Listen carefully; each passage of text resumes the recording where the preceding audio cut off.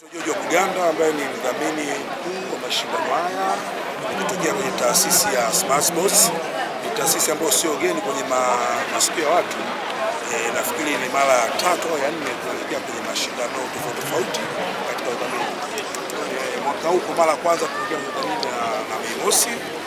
Kama timu Mosi ambayo anafanyika hapa jijini Njombe, kama mliona ni kwamba mashindano yamefana, yameanza vizuri, yanaendelea vizuri.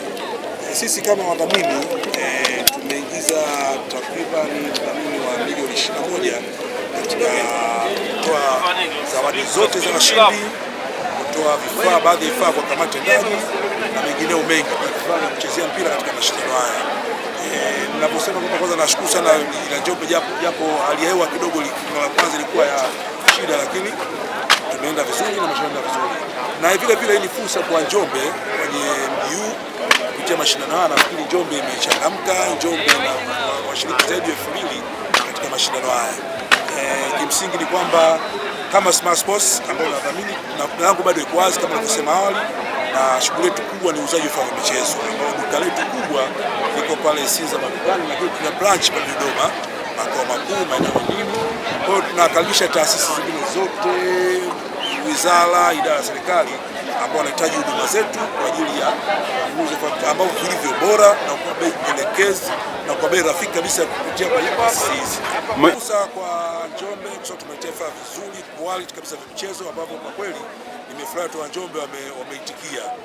Nimepata bahati, kuna baadhi ya timu za Njombe hapa za shule za nini tumezana nao, wamechukua baadhi ya vifaa vyetu na wameridhika. Kwa ni fursa na mpata kwa bei ambao ni bei rafiki, kwa kweli bei rafiki tofauti na bei zingine. Ukiwa mwekezaji kwenye engo hii ya michezo, mnaonaje michezo inakuwa fursa kiasi gani kwenye nchi yetu hivi sasa? Kwa kweli michezo ni kwanza, michezo ni afya kwa watumishi wa serikali na taasisi na makampuni. Michezo ni afya. Michezo hii inasaidia kupunguza gharama kubwa za taasisi za serikali kwa ajili ya kuleta kwenye matibabu ya wafanyakazi wao, lakini ni michezo fursa. Na ukiangalia vile vile hata baadhi ya wachezaji kwa timu, unaangalia timu za netball, tofauti timu ya kamba, football, unaona kabisa kuna vipaji ambavyo ni vikubwa kupita kwenye michezo hii. Kwa mara ya kwanza naona wachezaji wengi vijana sana ambao ni waajiriwa, ni vijana wapo, lakini unaona talent kubwa sana katika michezo. Watakuja kutupa kitu huko mbele kupitia kwenye michezo hii.